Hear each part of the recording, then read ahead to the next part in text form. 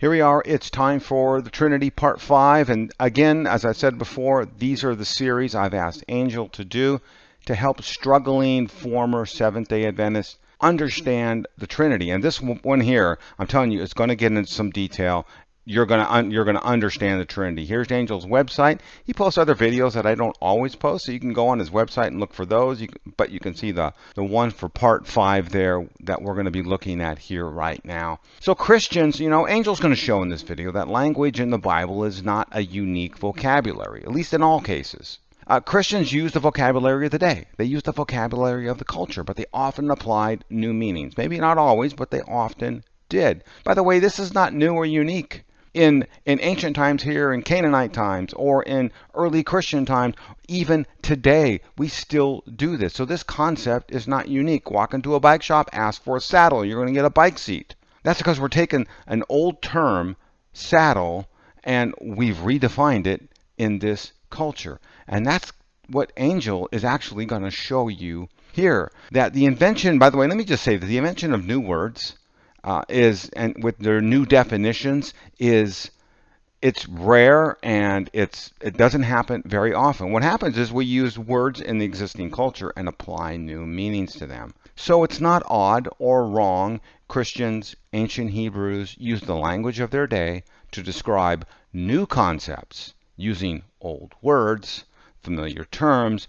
different definitions. That has happened throughout the millennium. Let me say that. So you're going to learn how to use interpretive tools from the ancient Near East that Angel's going to show you, much like some Christians like to pick up Josephus today. Angel is going to pick up clay tablets and show you how the same thing happens in Josephus when you pick that up to learn, how was a word used then? Well, he's going to do the same thing, but step back perhaps 1,000 or 2,000 years and show you how exactly the same thing is done. So I'll let him explain that to you right now. Welcome to Part 5 in this continuing series on the doctrine of the Trinity, in which we will be confirming the interpretation of Deuteronomy 6:4, which I advocated in my previous video, which is based on the following translation. Hear, O Israel, Yahweh is God, Yahweh alone. As I argued in my previous video, this statement is a declaration that there is only one God. And as I argued in my previous video, this declaration is aimed at the pantheon of so-called gods which the surrounding nations believed in. Therefore, the interpretation that I advocated is what the context demands. Now, before I tell you what this video entails, I want to tell you something that I touched on in my previous video, and then something else which I did not mention. First of all, there's both good and bad news for both Trinitarians and anti-Trinitarians in regards to Deuteronomy 6:4. No Hebrew scholar recognizes ehad in Deuteronomy 6:4 as conveying the idea that God is one person, as many anti-Trinitarians assert. In addition, no Hebrew scholar recognizes ehad as conveying the idea that God is a composite unity, as some Trinitarians assert. This idea is simply not bound up in the word ehad. Look it up. Check the commentaries by Hebrew scholars on both of these ideas, and you will not find a single Hebrew scholar who will support either of these notions. The belief that ehad conveys the idea of a composite unity was argued by certain well-meaning Trinitarian theologians of the past, not Hebrew scholars. And so this is something which authoritative, reputable Hebrew scholars will not support. And now, let me tell you now what this video entails. Many Bible students use the writings of Flavius Josephus, the Jewish historian, to uncover the meaning of various biblical passages in the New Testament. Well, what they don't realize, though, is that they are using these writings of Josephus as an interpretive tool. Yes, as a literary tool for ascertaining the meaning of certain biblical texts that have been obscured due to time and cross-culture. Secular writings such as those by Josephus and other contemporary writers of Old and New Testament authors allow us to properly uncover the meaning of many ancient customs, practices, beliefs, including the meaning of various words employed by the biblical authors. Therefore, this is precisely how we're going to use the writings of ancient Israel's surrounding countries in the Old Testament. We're going to use some of them to ascertain the meaning of the Hebrew word ehad in Deuteronomy 6:4. There are several Hebrew scholars who are also ancient Near Eastern experts who have drawn attention to certain recently discovered ancient Ugaritic texts where the Ugaritic equivalent of ehad, ehadi, occurs carrying the meaning of alone in context similar to Deuteronomy 6:4, thereby confirming my interpretation. And so we're going to press these writings into service, the writings of ancient Israel's neighboring contemporaries, to ascertain the meaning of Deuteronomy 6:4. You see, these contain translations of texts where the Ugaritic equivalent of ehad, which is hadi, carries the same meaning that ehad carries in Deuteronomy 6:4, alone. And so, I mean, do you really want to get to the bottom of Old Testament texts, biblical passages in the Old Testament? Well, then it is incumbent upon you, my friend, as a serious Bible student, to press these into service, much the way that we do with the writings of Flavius Josephus. And now, in addition, we're also going to discover something of tremendous value here. You see, many Bible students of all denominations mistakenly think that the early ancient Israelites and the earliest Christians had their own unique vocabulary and their own unique set of beliefs. Well, they are gravely mistaken in this case. You see, this fallacy has prevented them from uncovering the meaning of certain words in the Old Testament, and ehad is one example. You see, we all use words as vehicles to convey our thoughts, regardless of our denomination and our theological persuasion, even when there are differences, Trinity, Unitarianism. Well, people of antiquity were much the same. They didn't have their own unique vocabulary. And so what we're going to do is we're going to learn that as we see this, we're going to carry this over into uncovering, ascertaining the meaning of the word ehad in Deuteronomy 6:4 by using these writings, like this one here by Moshe Weinfeld from a journal. Also, Jeffrey Tegay, or Rabbi Jeffrey Tegay. And then also John Walton, a Trinitarian, and Eugene Carpenter, another Trinitarian.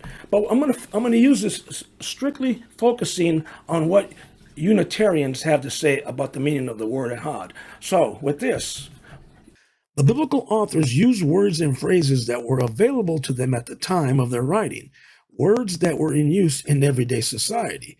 Oftentimes, they filled them with new meaning and incorporated them into Hebrew and Christian theology. Other times, they used them carrying the very same meaning to express similar beliefs they had in common with the other religions in the ancient world. So, on one hand, you'll see the people of God using the same words as their pagan counterparts, though they fill them with new meaning. On the other hand, you'll see God's people using the very same words and concepts, carrying the very same meaning to express similar beliefs that they shared and had in common with their pagan counterparts. So what I'm going to do here is I'm going to give you an example of each of these, though there are literally hundreds that I could cite to show the secular background or origin of words that many Christians mistakenly assume are Christian or Hebrew in origin, as if the ancient Hebrews and the earliest Christians had their own unique vocabulary. The goal here is to show that the evidence indicates that the Ugaritic equivalent of ehad, which is ehadi, carries the meaning that I argued for in my previous video, thereby confirming the interpretation that I advocated. But before I give you these two examples, I'd like to highly recommend a book for you that is helpful in this regard. This was written by Nigel Turner, a Greek grammarian who wrote this near the turn of the past century, and I have turned to it time and time again each time I've begun a new study. As you can see by the title here, it is entitled Christian Words. Turner was not simply a polished Greek scholar, but he was also a Greek grammarian.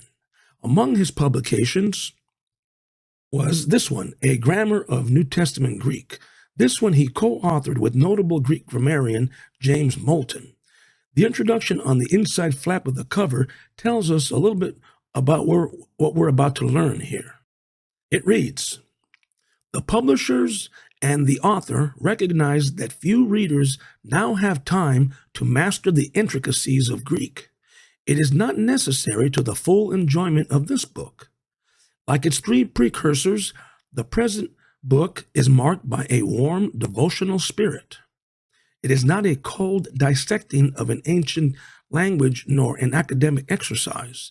It is a spiritual quest for meaning, and yet it is grounded upon a first-hand study of both Jewish and secular authors of the Hellenistic and Roman periods, as well as early Christian literature. Although the book's main emphasis is on Greek words in the New Testament, it takes readers back into the Old Testament period and drawing from ancient secular writings, in other words, straight from the horse's mouth, he shows how words that were in common use in everyday society in the ancient secular world were incorporated into Christian terminology in the Greek New Testament. The results are that it helps us to recognize that the people of God in both the Old and New Testaments use the very same words as their neighboring pagan contemporaries. In other words, most of the time with the same meaning. Other times, like in Christian context, they fill them with new meaning. So in my first example, we're going to see a prominent biblical figure use a word that was first employed by pagans to convey a pagan concept. Hence, it is pagan in origin, yet he fills it with new meaning. After this, we will look at an example where one of God's people uses words and concepts carrying the very same meaning, which in turn will help us to ascertain the meaning that had carried in Deuteronomy 6:4 by using a contemporary pagan writing, thereby confirming my interpretation of Deuteronomy 6:4. Our first example comes to us from ancient Rome, approximately 15 years before the birth of Christ, which is essentially contemporary with the beginning of Christianity. The Trinity calendar inscription, circa 9 BCE, is a temple wall inscription in a pagan temple at Trinity in Asia Minor. Let's read it together in order to see what we can learn from this secular ancient pagan inscription. It reads, "It seemed good to the Greeks of Asia, in the opinion of the high priest Apollonius of Meniphalus Azanitus, since Providence, which has ordered all things and is deeply interested in our life, has set in most perfect order by giving us Augustus, whom she filled with virtue, that he might benefit humankind, sending him as Savior both for us and for our descendants, that he might end war and arrange all things, and since he, Caesar, by his excellence, excelled even our anticipations, surpassing all previous benefactors, and not even leaving to posterity any hope of surpassing what he has done, and since the birthday of the god Augustus was the beginning of the good tidings for the world that came by reason of him, which Asia resolved in Smyrna." I draw your attention to the bottom left-hand corner of the screen. Notice that the translation reads, gospel. So this ancient pagan inscription uses the Greek word euangelion, which is the English equivalent of the word gospel. So not only does this Roman inscription use the term gospel, but it also expresses a belief in a God who was born as the Savior of his people. Again, this predates the birth of Christ. In other words, before he ever appeared on the scene of human history in AD 6. Additionally, the vast majority of nations in the ancient world anticipated the advent of a world ruler known as the Messiah or the Messiah, who would defeat the nation's enemies and set up a golden age, though it was a physical salvation or deliverance. And this is the perception that the Jews of Jesus' day had of the Messiah, and is one of the reasons why they rejected Christ. And so what we have here is the Romans using the term euangelion, gospel, to announce the birth of the newly born heir to the throne of Rome, because they hoped that this Roman king would be the one who would deliver them from their enemies. Moreover, Jesus used the same word, which, not incidentally, was in everyday use in pagan society when he began his 3.5-year earthly ministry to announce the coming of the Christian gospel, giving it a new meaning, thereby heightening or elevating the meaning of the term.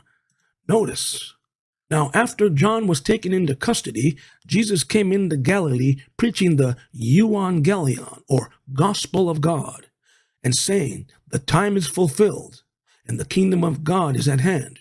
Repent and believe in the euangelion, or gospel, Mark 1:14 and 15.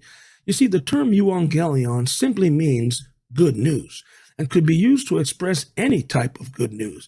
And here, Jesus uses the term that was in everyday use throughout pagan society, and like I said earlier, he elevates or heightens its meaning and gives it a new meaning, carrying greater significance. Whereas pagans used it to denote physical temporal salvation or deliverance, Jesus used it to denote spiritual eternal salvation from sin. This is merely one example of what I was saying. Biblical figures used words that were available to them at the time. They used them as vehicles to convey the triune God's message. And as is the case here, they often filled them with new meaning.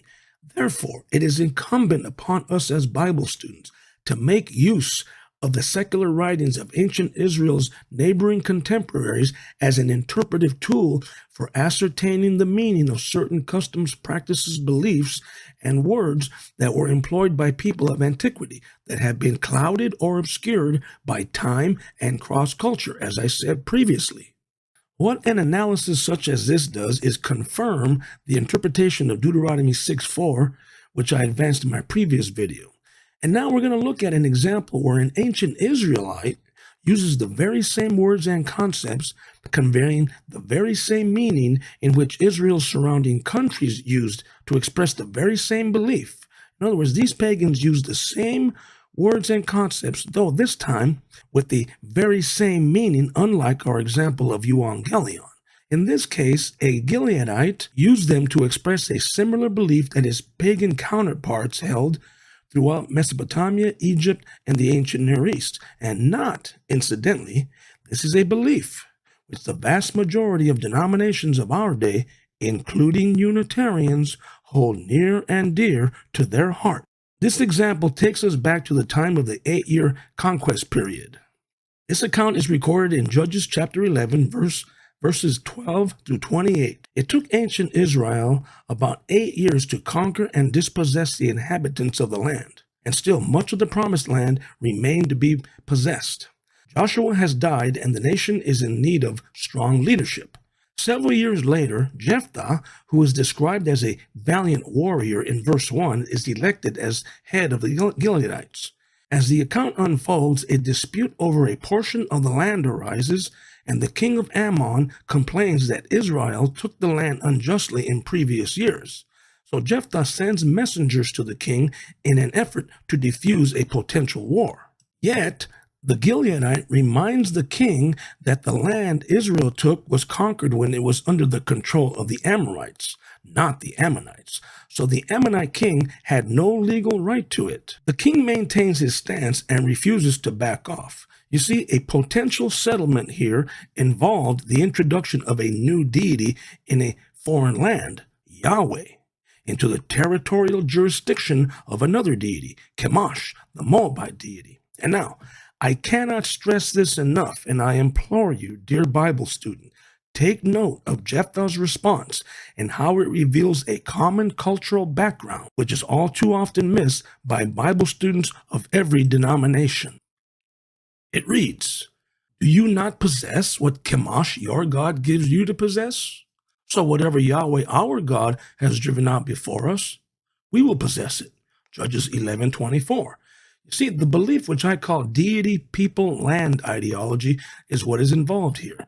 The vast majority of nations in Mesopotamia, Egypt, and the ancient Near East believed just like Israel did, namely that God would grant them victory over foreign nations and grant them possession of the land. In this case, like I said earlier, the settlement involved the introduction of a new deity, Yahweh, into the territorial jurisdiction of Chemosh, the Moabite pagan deity.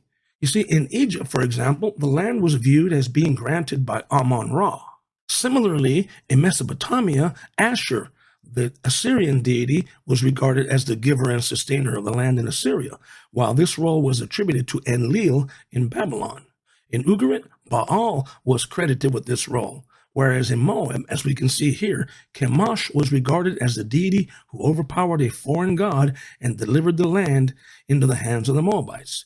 You see this ancient ideology also in Isaiah 36:16 through 20 and Isaiah 37:10 through 13. You see, many Christians think that ancient Israel dwelt in a world that was all their own. They were merely a small part of the ancient world, which shared a common cultural milieu or environment and vocabulary. And the same is true of whatever part of the world we happen to live in today. We're not entirely different from the other religions in our country. We share similar views, and for the most part, we use the very same terminology to express the very same views that we share, even when there are differences. And we will see that this is precisely the case in Deuteronomy 6:4. There is an ancient stele that stands behind this account, which bears this out rather clearly. It is called the Moabite stone. The Moabite stone contains the earliest mention of Yahweh, the God of Israel, in the writings of ancient Israel's enemies. In it, the Moabite king Mesha, who is mentioned in 2 Kings chapter 3, verses 4 and 5, ascribes all victories to Chemosh's favor, the Moabite deity, and all defeats to his wrath. A translation of this ancient Near Eastern inscription appears in Pritchard's ancient Near Eastern text on pages 320 and 321. Let's read it together and use this primary resource the way that we did with the Trinity calendar inscription, and similar to the way that many Christians employ the writings of Josephus. It reads, I am Mesha, son of Chemosh, king of Moab, the Dimonite. My father had reigned over Moab 30 years, and I reigned after my father, who made this high place for Chemosh in Koroth, meaning high place of salvation. For he had saved me from all the kings and caused me to triumph over all my adversaries. As for Omri, king of Israel, he humbled Moab many years, literally days, for Chemosh was angry at his land. Notice that. Now the men of Gad had always dwelt in the land of Ataroth, and the king of Israel had built Ataroth for them. But I fought against the town and took it and slew all the people for intoxication for Chemosh and Moab. And Chemosh said to me, Go, take Nebo from Israel. The concept of deity, people, land is clearly present here, undeniable. Nebo is a Moabite town near Mount Nebo in the Promised Land, and it is mentioned in Numbers 32:3. And so, summing up what we have learned at this juncture, we have learned that by using the writings of ancient Israel's enemies as an interpretive tool, it reveals a common cultural background, and that Jesus used a pagan word and a pagan concept that was used in everyday society, though he gave it new meaning, and that the ancient Israelites often used the same words and concepts as their neighboring contemporaries with the same meaning in the Old Testament. So on one hand, the Trinity calendar inscription reveals that Jesus used the word euangelion, a word that was in use by pagans, and then he filled it with new meaning. The Romans used it to refer to a physical salvation, temporal, in which a so-called God and Savior they believed would conquer Rome's enemies and usher in a golden age. Jesus used the same word, though he gave it a heightened or elevated meaning with greater significance. Jesus used the term euangelion to refer to the spiritual eternal salvation, thereby elevating the meaning of euangelion. On the other hand, the Moabite stone in Judges 11 reveal that the ancient Israelites used the very same terminology and concepts with the very same meaning in which their contemporaries used the terms.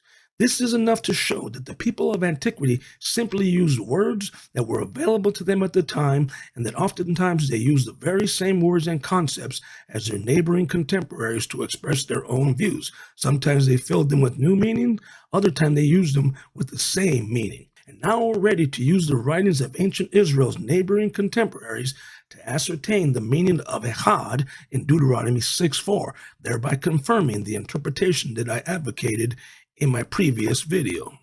What I'm going to do here is I'm going to show that there are two Hebrew exegetes of Jewish descent who are anti-trinitarians who have drawn attention to examples in the writings of ancient Israel's neighboring contemporaries where the Ugaritic equivalent, ahadi, carries the same meaning alone in context similar to Deuteronomy 6:4, thereby confirming the interpretation that I advanced in my previous video. Therefore, I am not stacking the deck here, by citing Trinitarian scholars in support of my interpretation. However, make no mistake about it, there are 3 other Hebrew scholars who are Trinitarians of a more recent generation who have also drawn attention to these parallels, bringing the number to 5 Hebrew scholars who are ancient Near Eastern experts who affirm that these parallels confirm the meaning of alone in Deuteronomy 6:4. And so I want to begin with Moshe Weinfeld, a Jewish exegete and Hebrew scholar, and not, incidentally, an anti-Trinitarian whose monograph, The Loyalty Oath in the Ancient Near East, appeared in Ugarit Verschungen. Ugarit Verschungen, Volume 8, 1976, pages 379 through 414. Now, Weinfeld was the preeminent scholar on the book of Deuteronomy prior to his death. Weinfeld, who contributed over 240 theological monographs, was professor of Bible at the Hebrew University of Jerusalem for many years, and so he was quite an erudite scholar, meaning that as a scholar, he was steeped in scholarly learning. This monograph is now conveniently available online, and I have provided viewers with a link to it in the show notes beneath the screen of this video. Now follow me carefully here, because Weinfeld cites a foreign language theological journal where another ancient Near Eastern expert provided scholars with the original Akkadian inscription containing the Ugaritic equivalent of Ahad, which is Ahadi, where it appears in similar context to Deuteronomy 6:4, carrying the same meaning, alone. Although he did provide us with a translation of this ancient pagan text, he did not provide us with the name of an English publication containing a translation of the entire pagan writing. Well, 20 years later, another Hebrew exegete of Jewish descent and anti-Trinitarian did this for us, so we can do the job of a Berean and check it for ourselves. Now, my research shows that Weinfeld was the first to draw attention to these parallels. This citation is taken from page 409, note 266, and here he's writing on the Shema, Deuteronomy 6:4. Now, Weinfeld was not alone in arguing this, and I will list the names of the other 3 Hebrew scholars who are Trinitarians at the conclusion of this video. But for now, I'm going to focus solely on what 2 Jewish Hebrew exegetes who are anti-Trinitarians have written concerning the meaning of Deuteronomy 6:4. You will see that both of these scholars have cited the same examples in the writings of ancient Israel's neighboring contemporaries, where the Ugaritic equivalent carries the meaning of alone, the meaning I argued for in Deuteronomy 6:4 in similar context in these secular writings, thereby confirming my interpretation. There would definitely be more scholars who held to this, though these discoveries were not made until recent years. In any event, let's explore this. I draw your attention to the upper left-hand corner of the screen. Note 266. And dropping down several lines, we read, Ehad implies uniqueness and exclusivity. See, for example, in Ugaritic literature, Ahadi, Dim Melech Il Elim, I alone, will have sway over the gods. CTA 4, Roman numeral 7, lines 49 through 50. Now, CTA stands for Corpus des Tablets and Cuneiformis Alphabetiques, the foreign language journal I mentioned. The 4 refers to the volume number in that series of journals. The Roman numeral 7 refers to the column number, as we will see, and 49 through 50 refers to the lines in the pagan inscription bearing the word Ahadi. So here, Weinfeld is arguing that the Ugaritic equivalent Ahadi carries the same meaning that Echad carries in Deuteronomy 6:4, which is alone, confirming my interpretation of Deuteronomy 6:4. And like I said, he does not provide us with an English publication containing a translation of the entire text for us to verify his assessment of the meaning that Ehad carries in Deuteronomy 6:4, but another Hebrew exegete or of Jewish descent, an anti-Trinitarian, did this for us 20 years later.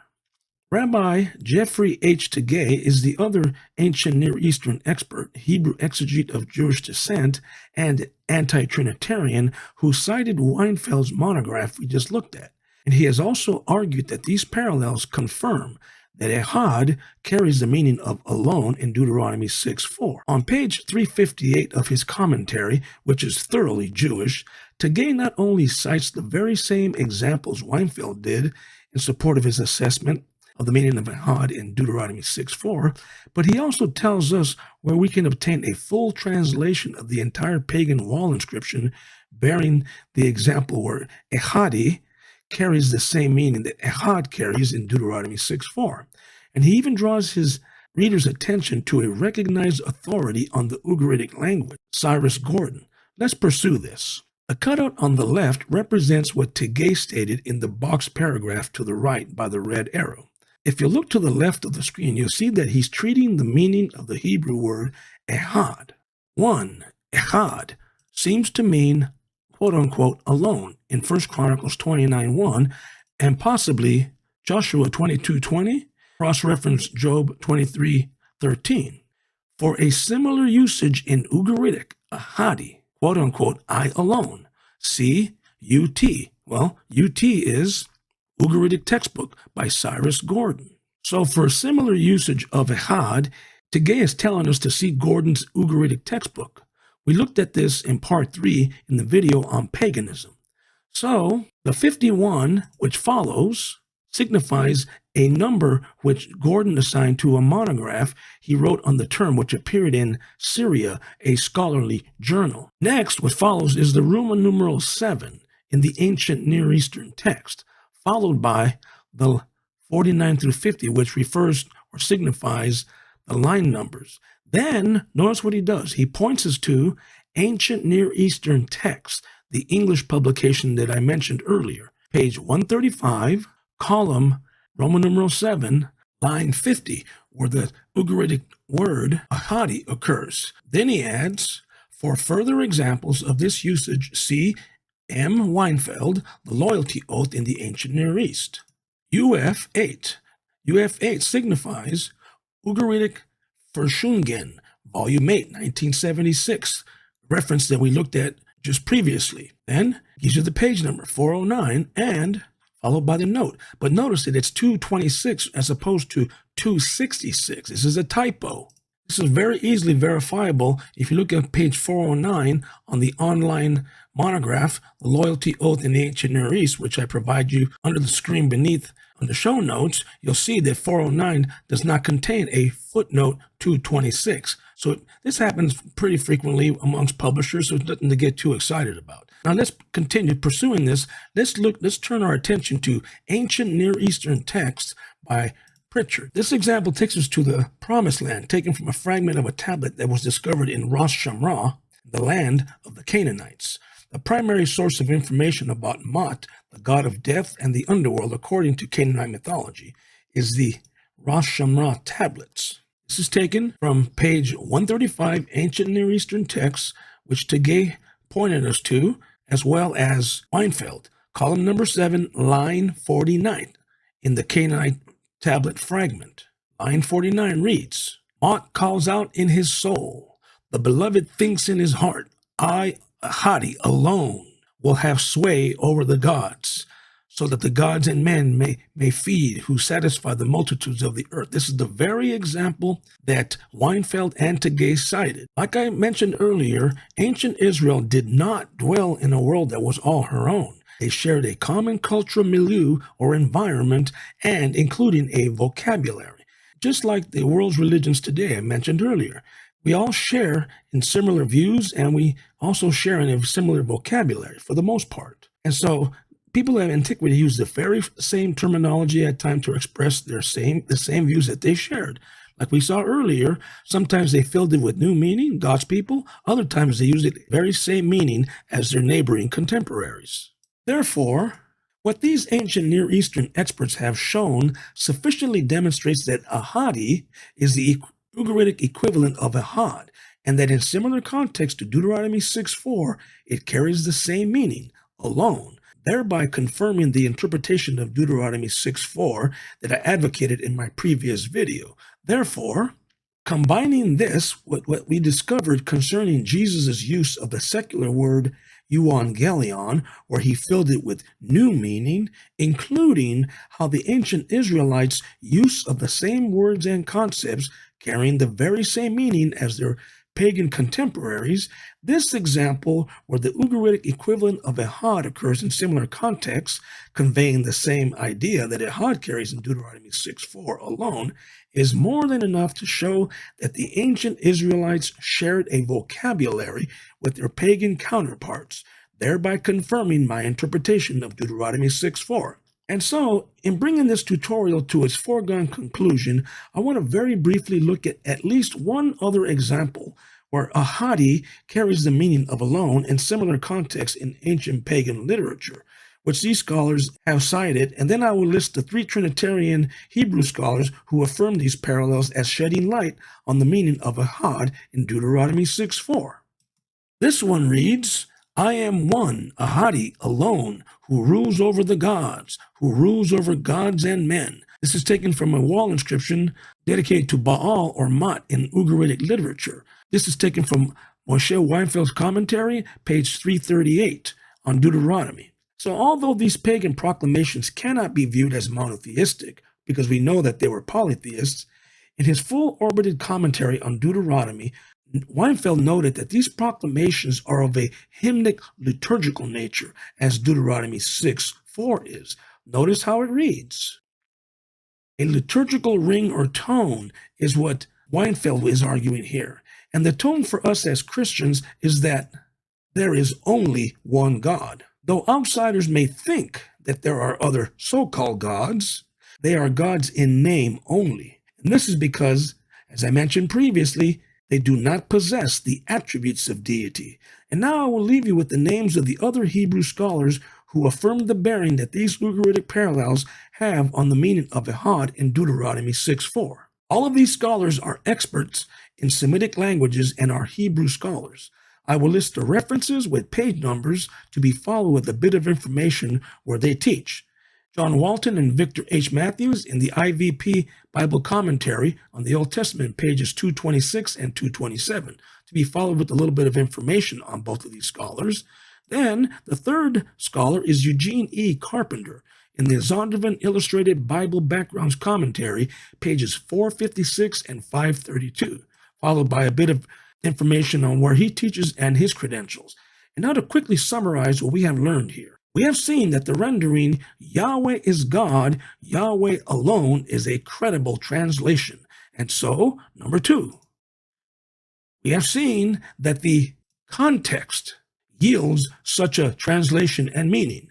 Number 3, we have seen that by using the writings of ancient Israel's neighboring contemporaries as an interpretive tool, like many Bible students do when they use the writings of Josephus to gain insight on various New Testament passages, we can discern the meaning that ehad carries in Deuteronomy 6:4, as we have done, thereby confirming the interpretation that I advocated in my previous video. In other words, the ancient Israelites' neighboring contemporaries use words and concepts similar to the words and concepts used by the people of God in the Old Testament. And so I hope that this tutorial has helped you gain an appreciation for the writings of ancient Israel's neighboring contemporaries, so that they can be of great use, much the way that the writings of Flavius Josephus has been to us in our study of God's Word. And so until next time, this is Angel Ariano Jr. reminding you to always remember to do all things according to the Scriptures.